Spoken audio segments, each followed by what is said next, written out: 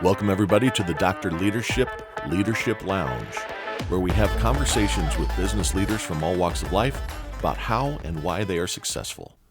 Hey, everybody, welcome to another edition of the Dr. Leadership Podcast. We're joined today on the Leadership Lounge with a great guest. Very excited to have him joining the show. We spoke earlier this week, and he's got a new book coming out that we're going to touch on. But first and foremost, I want to introduce William Davis. William Davis is a leadership expert, speaker, and mentor dedicated to helping executives, managers, and aspiring leaders develop the skills to lead confidently and positively. With a background in leadership dating back to his high school and college years in Future Business Leaders of America, he has spent his career studying leadership successes and failures to uncover what truly makes an effective leader. Through his keynotes, his workshops, and his mentoring, William equips individuals and organizations with the tools to navigate leadership challenges, identify future leaders, and foster a culture of trust and accountability. His work spans all sorts of areas, including corporate, academic, and nonprofit sectors, bridging the gap between leadership theory and real-world application. William, welcome to the show. I'm so excited to have you on today. How you doing? I'm doing great, Brent. I really appreciate it a lot. I've been looking forward to this all week, and I think with that introduction, maybe I ought to just stop here and We've peaked early. start my weekend.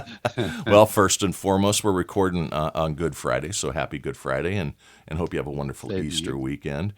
We were just talking up a little bit. We're both trying to avoid the heavy rains and storms this week. The old April showers bring May flowers is happening once again. It sounds like all across the country. We needed rain very, very badly, so we got some good rain last night. I hope everything stays safe for you down in the Dallas area. But again, welcome to the show. We're going to get into the book. You've got this release coming up, and I know you're working on your second book as well, and maybe we can even touch on that, kind of release dates around that. But one thing I always start with on the Leadership Lounge with folks is to kind of walk us through how you got to here. You know, you didn't just wake up and go through school and then graduate out and say, I'm going to write a book. You've been involved in leadership for decades. What kind of brought you to today? Tell us about how William got to where you are right now. Well, I graduated from the University of Oklahoma a long time ago, and have been in the financial industry from about 83 up to 2011. Yeah. And did a lot of work in merger and acquisition for the organization I was with, and allowed me the opportunity to lead a large number of teams, small, medium, and large. Yeah. And I really enjoyed that. One of the things, though, that I noticed very early on in my career was that, when you're leading people, it's a lot like marriage. You've got people coming together that have vastly different, in a lot of situations, It's a good analogy. backgrounds. Yeah. Yeah. And so you now have to figure out, how do we blend together, right? And where you may not live with each other 24 hours a day, you're still working with each other, and you're still trying to be compatible and get along. So the common denominator, I think, I learned early on, was me as a leader. It has to be me, that's the glue, if you will, that Sure. holds the team together. Yep. And so how do I do that? Because obviously people have different personalities, different likes, different dislikes. And so what was the common ground that allows you to lead people and have the most harmonious relationship that you can? And what I learned very on is you have to have that personal relationship. And so very early on, I made it a point to get to know people on an individual basis, not try to make a one size fits all in regards to building relationships. And it worked out really well for me. During the time I was with the bank, I had over 90% retention rate. That's solid. That's really solid. Yeah, with teams, and it wasn't just, we weren't just working out of a facility. I mean, we were traveling all over the country. For 10 years, we had 8 different acquisitions, and so there was a lot of travel, and that was very stressful. And so when I finally left the bank and moved on to another organization, tried the same philosophy, and it worked well. and it has done well for me throughout my career. What frustrated me, and one of the reasons that I decided to leave corporate America within the last couple of months, is there are too many men, women, quote unquote leaders Mm-hmm. who do not have that same philosophy, and they treat people like numbers, right? Oh yeah. Widgets, whatever you want to call it, Yeah. and you look at survey. Well, in fact, World Economic Forum 2 years ago came out and said we have a leadership crisis in the world. U.S. News and World Report Harris poll came out in November 2023, said that 77% of respondents said that we have leadership crisis in corporate America, 85% in government.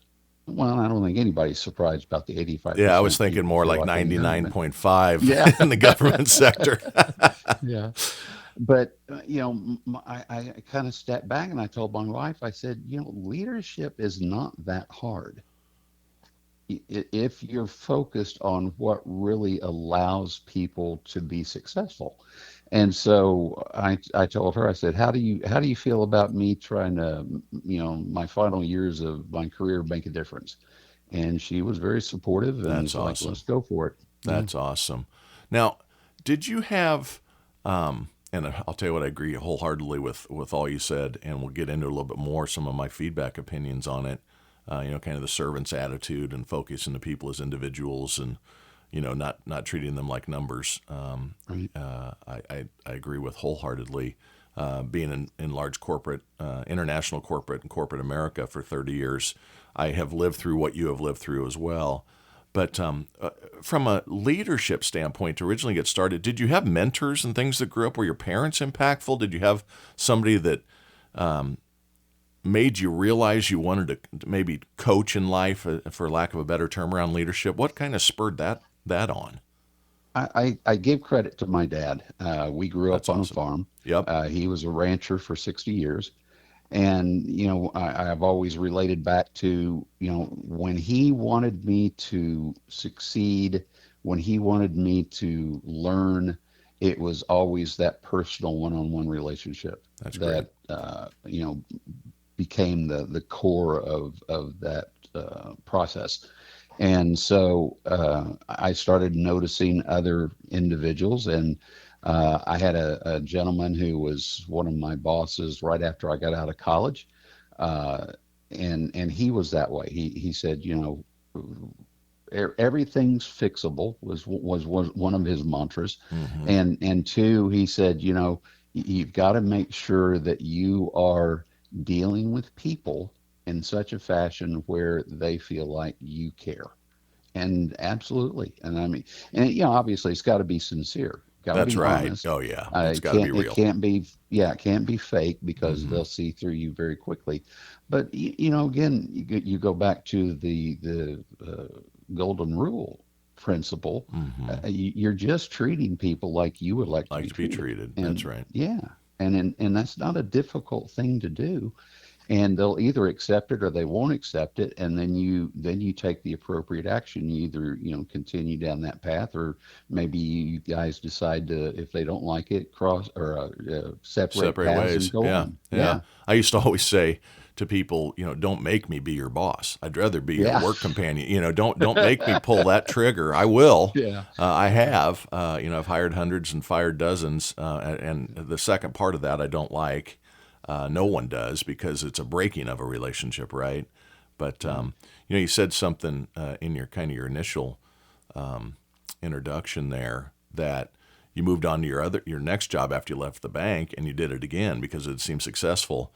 Leadership, and you also said leadership isn't hard. I agree with you. It's like shampoo, rinse and repeat, right? If Right. something you have to inspire to get them to perspire, is something I say. And Yep. I think if you lead people with respect and you build trust, and they understand, you wouldn't ask them to do anything you wouldn't do yourself. You help people out of problems. You coach, praise in public, and punish or progress in private. I think that just showing that mutual respect, you'll get a lot more out of people than just trying to be that tyrannical or hierarchical approach. I'm the boss. It says so on my card. Do as I say. You're just not going to get a lot out of it. You'll get some results, right? Because there are people that respond to fear and intimidation. But man, when people like you and want to do it for the team, and if you make it bigger than individuals, I think is big too. When you worked with your teams, do you think that you were developing a culture holistically across the team, or do you think it was all individual approaches? What are your thoughts on kind of team culture? Well, I think it became a team culture Mm-hmm. because each individual realized that they were as important as everybody else on the team. Mm-hmm. I made sure that everybody understood that, hey, you got a part to play. We win together, we lose together. And, you've got a part to play, everybody else has a part to play. And again, we have a common approach that is going to end in a common goal. I always look at it from a perspective of maybe sports. The Yeah. ultimate goal is winning, Mm-hmm. but you want to make sure that it happens without anybody on your team suffering a casualty or an Yeah. injury or Yep. whatever. Yep. And so the same thing, I think, from a leadership perspective in corporate America, your team, the goal is to win, but let's make sure everybody gets there and grows out of it. It's I'll tell you what, words matter, right? I Yes. think as a leader, speaking not on your behalf, on my behalf here out to the listeners, though, if you're leaders or managers or want to get into leadership, the utilization of words like we, us, are much more important than I and you, because you're eliminating that barrier of accountability is a word that means you raise your hand when it goes good and bad. And Right. accountability as a team, no blame, no pointing of fingers, that's a cancerous situation. You don't want prima donnas, you don't want lone wolves. You want high performers. And let's face it, there's no team more I say this a lot. I understand there's no team mortgage payments. I get that. Right. Right. But there is team camaraderie, there is team belief, there is all for one and one for all. Those things matter in overall performance. And let's face it, human nature likes to help others. If you ask someone for Absolutely. help, 9 out of 10 times they're going to say, "Well, sure, how can I help you?" That's ingrained into us from the creation of what we are. But I just think from a leadership standpoint, like you're saying, making sure that the team is the focal point is really really important. Oh, I absolutely agree. And, one of the things when we were traveling all the time together, I always made sure that at dinner we went out together. Mm-hmm. We went together as a team and no work talk at all. It's We relationship just had building. That's fun. awesome. That's Yeah, right. yeah, That's right. We would talk about family. We would talk about interests. We would talk about, any number of things, but we didn't talk about work. And we made sure that we had enough time. It wasn't rushed. If we went yeah. to a restaurant and they wanted us out of there, sorry, we'll get out of here when we're done. Yeah, we'll tip you a little Uh, bit more. Don't worry yeah, about your that's table right. rotation. I'll take care of That's you. right. That's We'll right. take care of it. Yeah, And, I made sure I always paid, never had to, I didn't want anybody to think about anything other than just having fun. that's great. And, when we did that, people came back in the next day. They were ready to go. They were, jovial. They were teasing. They were, uh, uh, talking to each other about things that they had to do, or, hey, I'm having an issue with this. What do you think? Yeah. So it was, like you said, it was a camaraderie that was building up on itself each and every day. And that's, that makes it fun. The You know, team approach, I didn't mean to step on you there. no, no. The team approach, what people need to realize is that you've got 3/3 in your daily life. You Yep. got a third you sleep, you got a third you work, probably a little bit more than that, and then you got a third with your family life. And you got to get this work-life balance figured out. But why in the world would you not want a good relationship in that third of work? Why Yeah. would you not want to be inspired? Why would you not want to be inspiring? Why would you not want to be dedicated to the well-being of others and caring and building these relationships? I just have never understood it, how these leaders that are heavy-handed or whatever might be the case. And a lot of that stems back from, post World War II. All of our leadership was hierarchical. It was, Right. The sergeant was in charge of the private, the captain was in charge of the sergeant, and so on and so forth, all the way up, right? They tell me what to do, I Right. tell you what to do, and you do it. And, Right. and that really started to change in the 90s, maybe even some of the 80s. But man, these relationships are just so important. So, And if you don't establish that relationship with a solid connection, then all other things are more difficult, hmm right? hmm Guiding people to do work, having the tough conversations. I've had to have a number of tough conversations, but I've always found that is if I have that solid connection, they realize that I am on their side hmm and I'm willing to do whatever I can to help them. They're accepting of the feedback. May not like it, but they're accepting and will actually be honest, say, yeah, that's probably true. You're probably You know, right. I could do better. yeah, you probably know. Yeah. Feedback's a gift if we choose to accept it. The listeners are Yep. tired of hearing that one from me. And then the other one, you've said you've had tough conversations. Human nature hates confrontation. So I've always taken the Yes. approach it's carefrontation. I'm Yep. bringing this to your attention because I care for your well being. I care for your performance. I care for your health, whatever you're talking about. I don't want you doing that again. And here's why. Here's the collateral impact to you, to your teammates, whatever it might be. So Yeah. No, good I stuff. like that carefrontation. I like that. Carefrontation. It hasn't been I'm going to write copyrighted. that one Yeah, down and steal it. I did come out. It was funny. I was in a meeting, and sometimes you just say something, you go, "Ooh, that was good." And I can still remember the meeting. We had the head of our training group, a guy named Ted Garner. We were in the Carolinas. Ted, if you're listening, howdy, buddy. And I brought that out, and he goes, "Can I please use that in training these new managers?" I go, "Sure." I haven't copyrighted it. And he goes, "You need to make T-shirts." It was so funny, but I just remember that day like it happened yesterday. But so you went through this corporate world. You have made a difference. You've developed great teams. You've developed culture, and you went to your wife and you said, "Hey, I think I want to kind of pay this forward a little bit." And you wrote a book, and the new book is called "How to Lead Without Just Managing."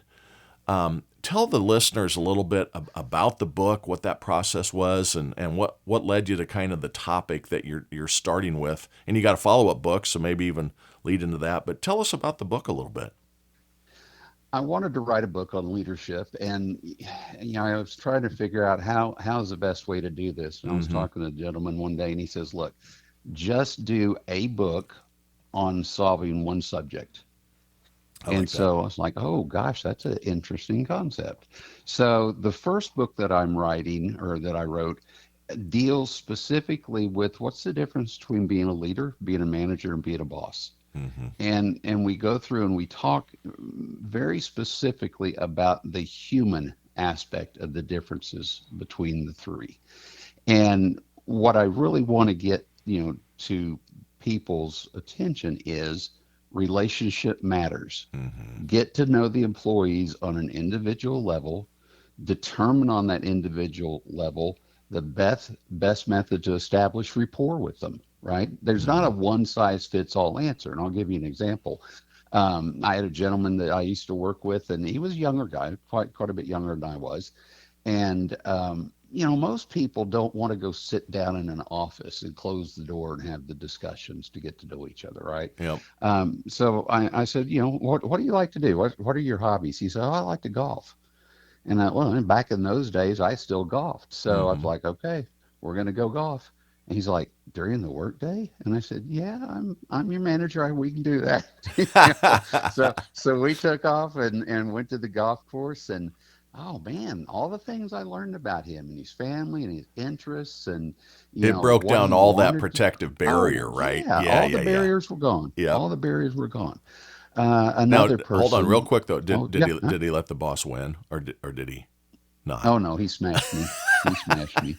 He didn't let me know that he was a ringer. Yeah, exactly right. He taught me a lesson that he likes to golf a lot. He likes to golf a lot and does golf a lot. Yes, yes. I just told him I just didn't feel good that day. That Yeah, was that's my right. excuse. I got it. My arm. I think it's broken. Rodney That's right. Dangerfield. So That's I right. didn't mean to interrupt you. You had another No, that's gentleman. right. Yeah. Well, and so I had another individual, and they liked to take walks during the course of the day. Great And idea. at that time, we were working out of a facility that was beautiful, had a lake that you could walk around. And so I just said to her, I said, "Hey, are you going to go out long?" And she goes, "Yeah." I said, "Do you mind if I go with you?" No. We walked, and about an hour later, we ended up back at, around the path back at the building. We'd probably gone around 3 or 4 times at that point. But again, the barriers were gone because I met her just like I met him on her comfort level. Yep. I allowed her to lead the conversation. Allowed her to share what she wanted to share. I was very careful about, penetrating questions further on about career and so forth. But again, every person I've ever worked with, that's the approach that I have taken. And I have yet to have it fail on me. Yeah. It's Now, some are more appreciative than others of mhm. that approach, but they all open up more than if you just sit them down in an office or a boardroom and say, "Hey, That's a let's talk." great point to make there because you have to earn the right for people to open up to you, right? Correct. And it Yes. it all didn't happen on that first walk or on that first round of golf either. What it did is Mm-mm. it broke down some barriers, and then you both were able to process on the conversation. And then the next time you see him, you make some association again to what the conversation was. How's things going? If it was about the kids, a problem at home, is everything going okay? Tell me about it. And you keep those relationships private until they allow you to open up about it if Right. that ever comes to the place. But some leaders, they think, well, I'm going to make a 30-minute call with all my new team members to get to know them. You don't get to know anybody. First of all, Yeah. you're probably talking about yourself more than you should be. My dad had a great statement: 2 ears and 1 mouth. Use them in proportion, and you'll go far.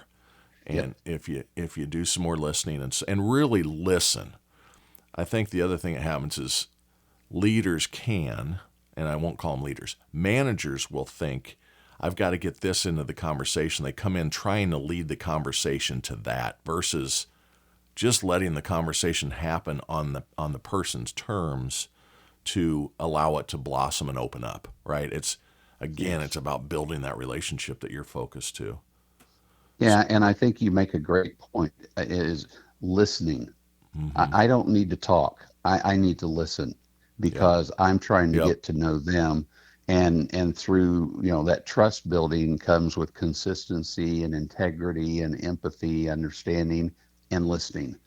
And again, one of the individuals I was referencing earlier, we did the walk around the, Mm-hmm. the lake. She opened up about just horrific managerial experiences that she'd had before, micromanaging to a degree that I can't even Ugh, imagine. me either. Ugh. Yeah.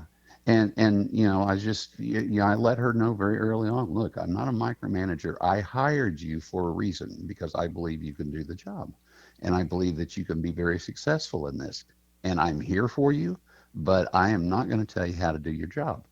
And it took probably 2 or 3 months for her to get out of that old pattern of, going Well, the to her old insecurities, it's going to manager or come whatever. again. Yeah, Yeah, yeah, yeah, yeah. absolutely.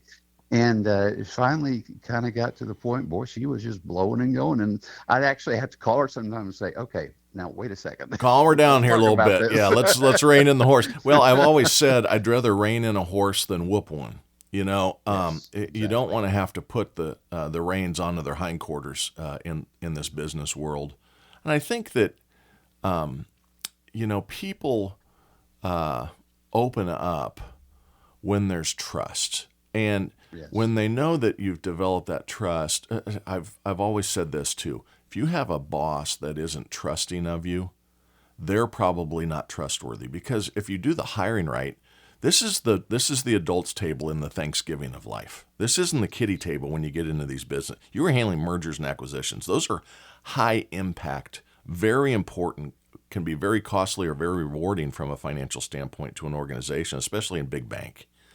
Correct. You got to have the right people on the team. So I actually said to my last, some of my last employees and even some of my former bosses, one of two things here is happening if you're having a micromanager engaged. You either have the wrong people on the team. Do you think they're the wrong people? No. Then you have a trust issue. And typically that is based around they aren't trustworthy themselves. It's just what I've found. It's not a blanket statement, but you gotta, and they're typically very good at those managers at managing up. They're trying to control narrative is what they're trying to do. They're not allowing development to happen. They're not allowing expansion of capabilities and capacity to happen. And in my opinion, the number one thing that you are there to do is to develop people to be better than you are. That's what a leader is to do. The coach is to make the quarterback better than they even believe they can be. The coach is to make the point guard better than they even believe they can be. And that's, I think, and maybe I'm touching on what you mean here, without just managing, right? You said it's about the differences of the book of manager, boss, and leader. What do you think those differences are? Am I on the right track there? Oh no, you're absolutely on the right track. Again, to me, it starts with that personal relationship. Yeah. As a leader, my people are for me to help nurture and guide and grow and succeed. Where I see way too many people who view their people as competition. And they're not. That's right. My people are a reflection of me. If they do great, that's what I'm there for. That's why that makes me proud, right? I love that. I've actually had managers myself through the years that we would be giving presentations in front of executives, and they're like, "Oh, you need to give the presentation." I'm like, "No, I didn't do the work. The people who did the work are going to do the presentation." "Oh no, that's not the way." Well, yeah, that is the way to do it. Because I as a leader have already, and this is my opinion, I as a leader have already earned my recognition, or I wouldn't be in the position I'm in. That's right. Now it's time for my people to be able to get recognition for the hard work, effort, and great things that they do. And I'll tell you, Brent, I got hammered so many times through my career because you're making us look bad. Well, Other leaders are saying that good. too. Yeah. Other leaders are saying That's right. that. Yeah. Step Yeah. your And game it's up. like, well, good. It's good. Talking Good. about the I'm glad I'm making recognition. you. Yeah, talking about the Yeah. recognition piece. I always think of the Reagan comment. It's amazing how much you can accomplish if you don't care who gets credit. That's right. Exactly right. It That's exactly really right. is just so empowering to do that. And then it goes back to the we and the us or Yes. them. You can say them when it's not in a bad sense. It's not a lack of accountability. It's the team did so much. They did so much on this project. And Yeah. what that does builds trust in those people understand that you aren't managing up, right? Yeah, And exactly. uh, And I mean, they have they have a pride. They do better. They, then, like you said, carry it forward. They say, "Hey, you know what? That was pretty cool. I want to I do want to do that for that somebody." again. I want to do it Yeah. again. Right, Yeah. right. So the book, when is the book out or soon to be released? Where is it sitting in the? It is actually out on Amazon. Okay, You can access it through my website. I'm doing some revisions to it because formatting kind of messed up a on little the bit on me. publishing. I'm not Yep, sure how. yep, Yeah, yeah. yeah, it happens. So I'm doing those, but the content will be the same. There's no difference in the content. So that's the first book, talking about the difference between leadership and managers and bosses. So out of that, I'm going to do a series of books. The next one that I'm working on that I hope to have out by mid-May is dealing directly with the relationship building. How do Hmm. you build relationships? Why do you build relationships? What are the good and the bad that can come out of it? And uh, what I want to do is kind of bring people down a path of understand the difference, understand relationship building is the key component, Right. and then out of the relationship building, here are all these other things that occur: empathy, understanding, listening, that they're building off of the relationship building, or part of, the relationship Hmm. building. Hmm. So what is the So that's website? my goal. What is the website that they can get access to it? It's williamcdavis.net. WilliamCDavis.net. And Yes, sir. I think is the business the leadership blueprint, or is that just kind of your It tagline? Yeah, it's my tagline. I'll be honest with you, I haven't decided whether I want to do an LLC or not. So I keep getting different opinions depending on who I talk to. Yes, no, yes, no. Six of one, half a So dozen of the other. Just keep putting that's good right. content out. That's the key. Yeah. And Uh, so I felt like, okay, so what am I trying to do? I'm trying to help people through the whole process of leadership. And so Leadership Blueprint was it makes total sense. seemed appropriate. That's wonderful. Now, do you have any speaking engagements or anything coming up here shortly? I know you're doing some of that too. I I do. At the end of May, I'm going to be speaking at the Future Business Leaders of America National Convention here in Dallas. Awesome. A home And game too. That's nice when you yeah, don't have to get on the road. Yeah. yeah, yeah. So really looking forward to that. But really, am trying to get into the speaking or even workshop or mentoring areas. And I've only been doing this a month, so I'm still trying to get my feet wet on how to do that and getting with the right people. I've heard from a bunch of people. Unfortunately, so many of the 2025 events have already filled up Filled up. Yeah, their that's right. speaker roles. That's So right. try to get a jump start on 26. Well, that's great. And you're going to do awesome in it. Do you have a title for the second book yet? I do not. I Okay. do I was not. going to say you work Working on on that when that. it's all done. That's right. That's what Yeah, I've heard anyway. yeah, yeah. I was So, gonna try to figure out how it ends up as far as the well, you front to got to leave back them hanging chapter. so And you can come out with the third one, right? I mean, you got that's to right. That's everything, right. and it's not a trilogy either. It's going to go on forever. It's like Friends episodes. It just keeps coming. Well, yeah, because leadership changes, right? Oh, I mean, absolutely. leadership today is different than it was even 5 years ago, and different than 10 years ago, and so you've got to continue to adapt and again adapt in a honest and sincere way. But it's still you've got to be able to adapt and meet people on the framework in which they're comfortable. You bet. You bet. Now we got together and we talked about a number of things before the episode came up, and I think we've touched on them. But know people as the human being, work on the relationship, understand their stresses and their goals, their family responsibilities, etc. If you were to take and something that we didn't get to yet around the book or a message you want to get out to the listeners today, what would that be that we haven't touched on yet? Well, I hate to sound like a broken record, but again, I go back to the relationship aspect of it and understand that everybody is just a human being, right? And work is, as you said earlier, a small component of their day. Mm-hmm. And you know, people are going to have good days. People are going to have bad days. And you as a leader, true leader, need to be able to help get them through both. And particularly, when they have a bad day, there's nothing wrong with saying, you know what, why don't you work at home today? So you can kind of not be cluttered with all the noises of the office. Or hey, why don't you take the day off? I'll cover for you. Yep. Again, it's the whole process of, and I hate to say process because that sounds sterile, but it's the whole process of how do I help my people function in the situation that they're in, good, bad, and different. Could be business, could be personal, could be something else, but how do I get them through it?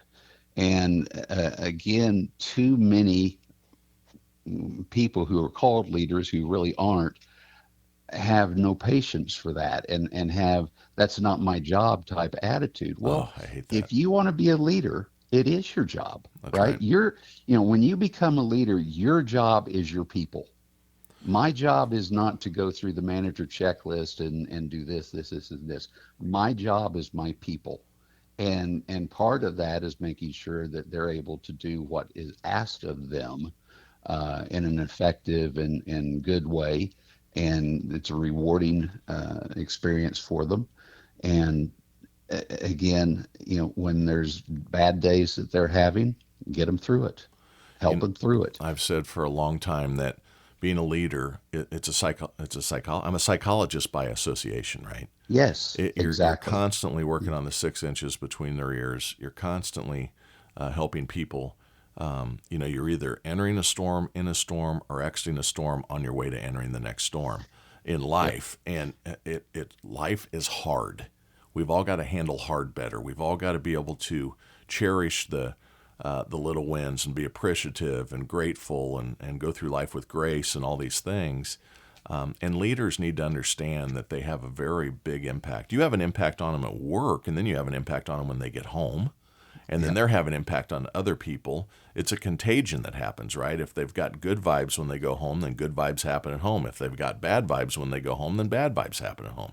If you've got and it builds on itself, right? That's exactly right. It's exponential. Bad day at work, bad day at home. That's right. Bad day then at work again. Exactly. It just becomes perpetual, and it just you don't want that. You want calm and inspirational behaviors. That's what you want. You want people accountable and tied in together to accomplish goals, and then that becomes infectious, right? You're only as good as your weakest link. You're only as good as your weakest self. So concentrate on bringing your low end up, and that drives overall accountability, overall performance, etc. on a line that's going from the lower left to the upper right, which is the trend line in life that everybody wins. That in any aspect of life. So, well, what a great concept. Go ahead. And I was going to say, Brent, one of the things that has always frustrated me is you've got those people. Oh, you can't cross that line. You can't cross that line.